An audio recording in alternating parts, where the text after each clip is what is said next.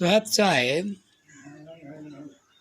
कबीर एकोत्तर ग्रंथ में हमने पढ़ा और उपनिषद में भी लिखा हुआ था जो पढ़ा।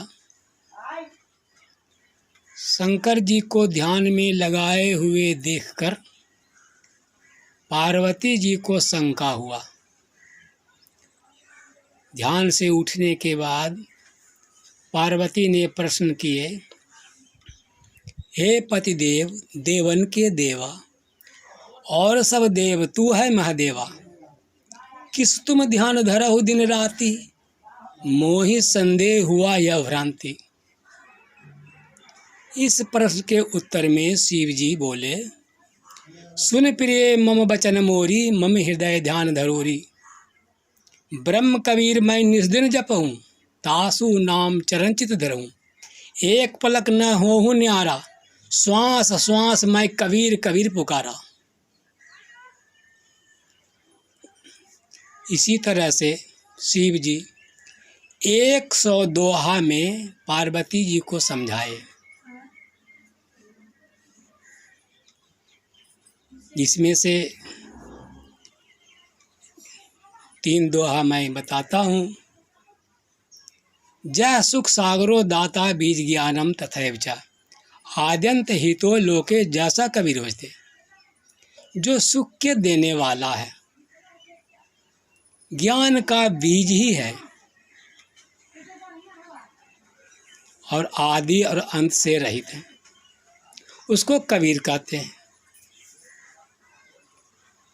दूसरी दुआ में कहते हैं, कलासेन गतोम भूमि विलासा संग का दीनो धारती दक्षा कबीर संगे होते। सभी कलाओं से निपुण, भौतिक विलास से रहित, जो सत्य के नाम से जाने जाते हैं, उसे कबीर कहते हैं। तीसरा दोहा में बताए, कर्ता को न्यायकारी चा व्यक्ता व्यक्ते रमते सतलोके जैसा कबीर होते।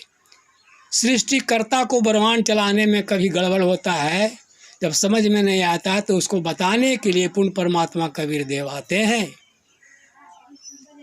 और वही परमात्मा हमेशा पृथ्वी पर आकर करके अच्छे आत्मा को मिलते हैं और इस लोक से, दुख का लोक से, मृत्यु का लोक से सतलोक ले जाते हैं।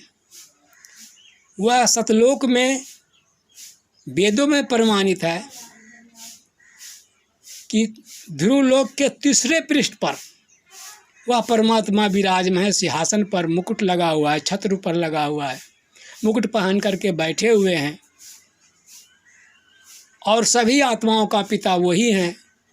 बहुत सारे गवाह के लिए यहाँ के पुण्यात्मा गए, फिर रिटर्निंग आकर के अपने सदग्रंथों में लिखा, जिसे कबीर सागर कहते हैं।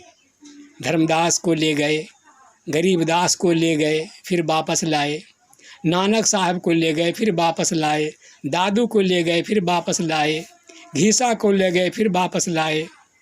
इस तरह से बहुतों भक्तों को ले जा करके वापस पहुंचाए और गवाह रूप में हम लोग को जानकारी के लिए दिए। इसलिए हे पुण्यात्मा, प्रार्थना है उस परमात्मा का भक्ति करें और काल से वादा है कि कलयुग के पिछली पीढ़ी में जितना अधिक से अधिक आत्मा को आप ले जाएं प्रभु।